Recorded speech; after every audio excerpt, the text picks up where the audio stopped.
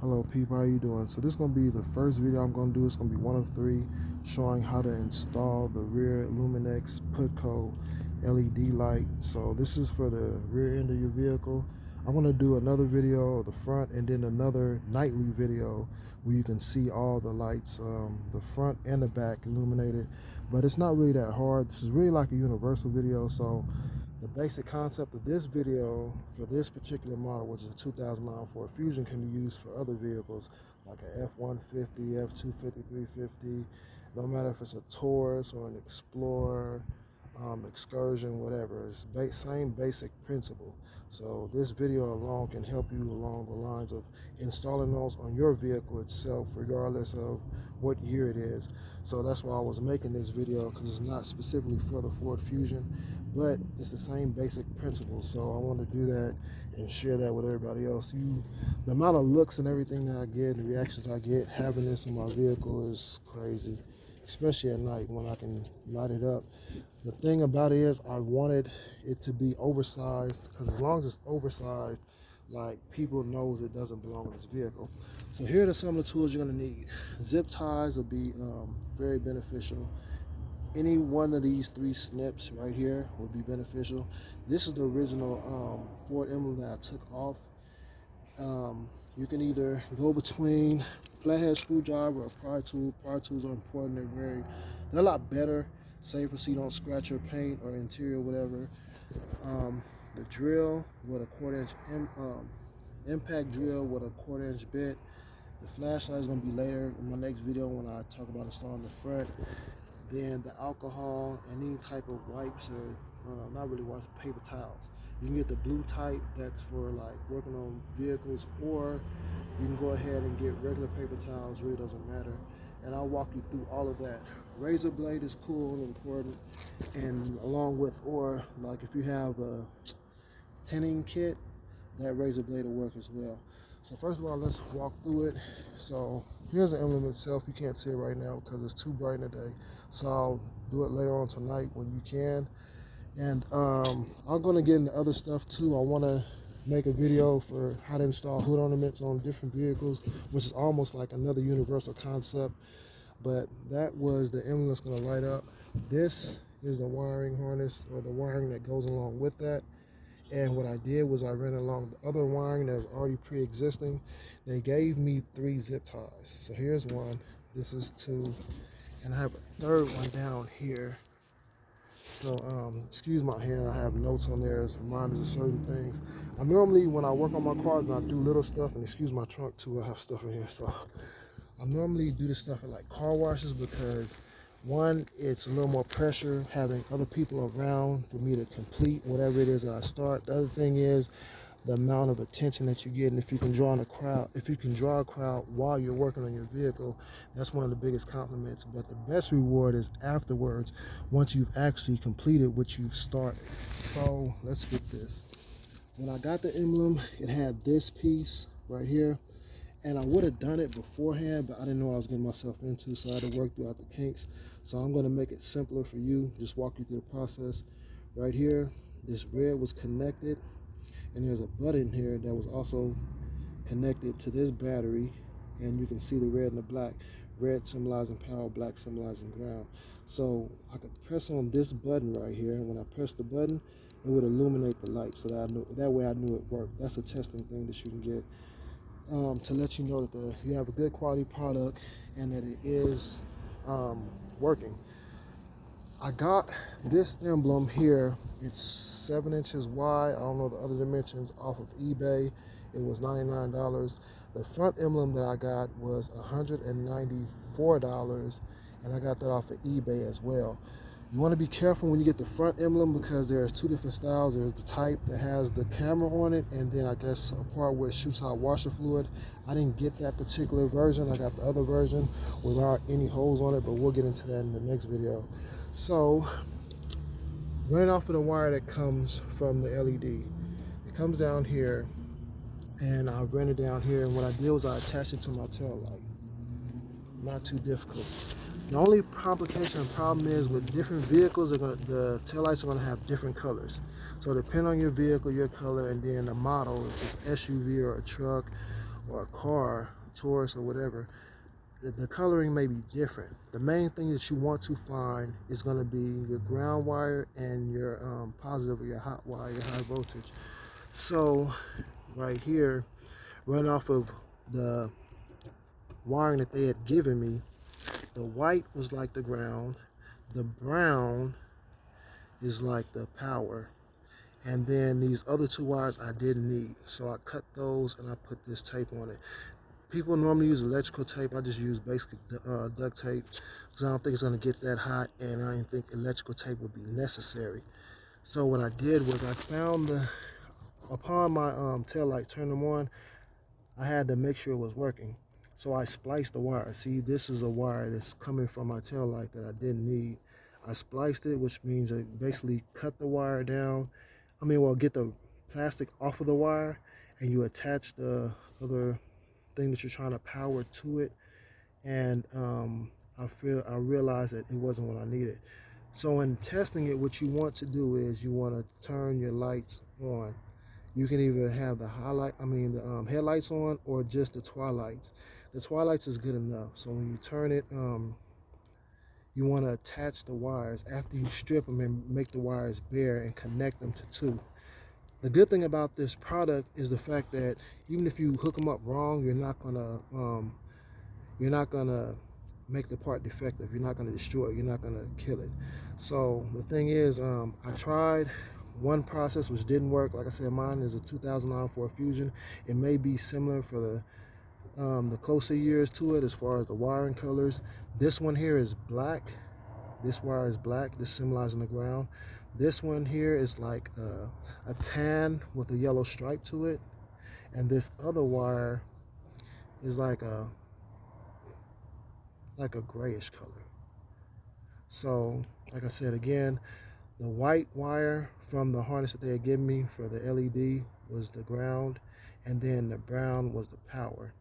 Now when doing this, you want to make sure that it's not attached to the turn signal, so that when you put on your turn signal, it doesn't flash with it.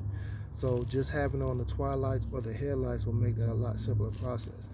As far as getting everything off, let's see here. This simple turn comes out, and this is the way you would test it. You would turn on your lights inside the vehicle. Once you turn it on, then after you get the wire strip, you would attach it and then see which one would cause it to come on. Even if you're doing this during the day, and if you're in the trunk, with the trunk being darker, you can see if the light is actually coming on or not. So that's how I was able to figure that out. So let's get that back on there real quick. And then we're going to go into the other parts of the process of getting to this part of actually making sure it's active and it's working. Okay, that's good enough for now. I'll figure it out later. So in my trunk, I had to remove these clips here. That's where your prying tool or flathead screwdriver would come in handy. So there was 4. So you see I have 1, 2, 3, and then I think 4 that I had to I'm sorry. 1, 2, 3, and then 4 I had to remove on this side, same places. So once I removed those, I was able to see where the wiring harness was, and that's how I started running. These are the 4 clips that I removed. Now let's go to the outside of the trunk. Before that, first thing I did was I pried off the pre-existing emblem. So you're looking at the back of the emblem. There's really nothing keeping it attached to the frame of the vehicle as far as the trunk goes. So it was on there. Like I said, I wanted it oversized to begin with, so that way people knew it didn't belong on here. So I had used basically my flathead screwdriver. I didn't even use the pry tool. I was able to pop it off because what was holding it on was the type of 3mm tape, double-sided tape. So this side is still sticky, but you have to pull that layer off. And on the inside, you roll it back, See here, that's how it's sticky as well. So that's all that was holding it on there. So I was easily able to pry it off. Once I pried it off, there was still some remaining because this car is, what, 13 years old. So I had to get the remaining residue off of there from the existing double-sided tape. So I used a regular razor. I wouldn't recommend this for everyone because these razors can cut you, and if you're not cautious enough, you will cut yourself. So I was taking my time. I had it like this, and I was scraping off everything else, all the remaining residue that was on there. Once I got that off, I centered it, and I found a position that was comfortable for me. On the back of this emblem, there aren't any prongs or anything sticking out. It's just a flat surface, very similar to this with double-sided tape. On the back of it is going to be a layer of red tape you have to peel off, and once you peel it off, you can stick it on and it's going to stay. But before you do that, first thing you want to do is clean that surface off. Once you get the remaining residue off with a razor or whatever cleaning supplies you use, you will want to wipe it down with alcohol. So you can get a paper towel like this, put alcohol on it, wipe it down, and then after like 3 or 4 wipes, you'll start to realize that the alcohol will start evaporating, and you'll see the difference as to how clean it is. Once you get a nice clean surface, that's when you want to try to apply your emblem. But what I normally do, you could do it with the 3mm tape or the double-sided tape that's on there. What I did was I used this, where is it at? Right here. I trust the Gorilla brand, and I would recommend going with the most, the strongest brand they have, the strongest label. So this has up to 60 pounds. I'm assuming that's for the entire roll, but it's the strongest one that they have. So I use this on the back of mine, aside from the double-sided tape that they had. So with what they had, I unrolled what I had, right? And I peeled off the layer of protections for sticking on the back of their emblem. And I applied this and I made it like a rectangle. Once I got it flush and I got it straight and I got everything nice and neat, I trimmed off the excess that I didn't need. Now, if you can see it or not, there's a space, but I wanted it oversized, which isn't gonna matter because when I tug on it, it's not moving. I mean, it's wiggling a little bit, but it's not coming off. And that's in compliment as to how strong the double-sided tape I was using. I can pretty much almost put my finger back here in between the frame of the vehicle, the trunk, and the emblem, but that doesn't matter because it's not coming off unless somebody pulls it off. So with that being said, once I got that trim, I removed it. I found a position. I found a center hole because once you remove it, the mounting part that was pre-existing for the original emblem, there's a little circle and an indentation, and I drilled a hole just under that, which is where I ran my wiring through, and then ran it right through there. Came out here, which I had the quarter-size bit. See it right here, just above this bolt. So if you had the same type of vehicle, it's like a 2000, I guess, 7, 8, 9. It'll be same or similar. And then I was able to pull the wire through there and then connect everything else. So that's basically it. I mean, like I said, the amount of compliments and looks I get at night driving this is like almost, it's the biggest reward, it's the biggest compliment for something I did myself. There's a lot of things you can do yourself, and that same basic concept goes with as far as the alcohol and the paper towel is universal for a lot of things. Like this is the SEL, I think it was originally right here, and the Fusion was over here on this side where you can see where it once was. I cleaned off the back of these, scraped off the remaining residue, cleaned them off with alcohol, cleaned this area, wiped it down, and I put the Fusion on this side to make it look more balanced. I'm probably gonna do the same thing over here with a lot of these emblems. What you can do is, like I said, wipe off the surface. Once you get it nice and clean, you go behind that with wiping it down with alcohol and a paper towel, and you can pretty much stick anything on there that you want.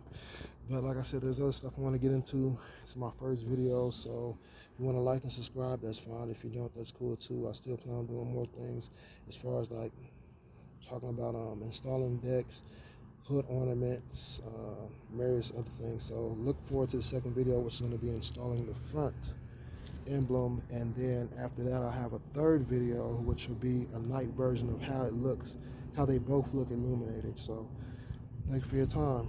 If you have any questions, you're curious, you feel like I can possibly help you, like I said, this is pretty much a universal concept for other vehicles, and Ford has given people that own Ford vehicles an opportunity to be an elite brand, like to go ahead and do something nobody else is doing aside from Mercedes-Benz. It's the only illuminated symbols that I've seen that's like factory.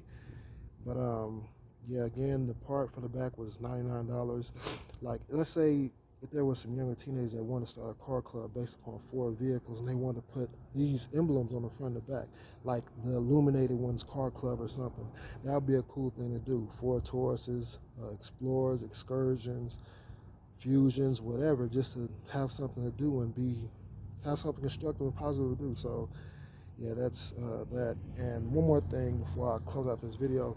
Let's say if you had an older model 1980s truck or something, and you wanted to do the same process and you had a tailgate, what you could do is pretty much still basically the same concept, but drill a hole and use a wire, like a wire hanger, and somehow tie the wiring for this particular LED into your wire hanger and just push it through. Drill two holes. One hole where you want it to penetrate, the other hole where you want it to access your tail lights. And it's a pretty long wire. I want to say at least like 10 feet.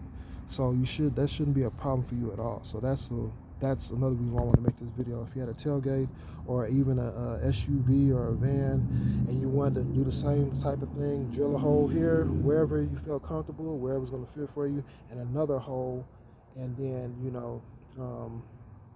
pretty much shoot out that way and connect to your taillights.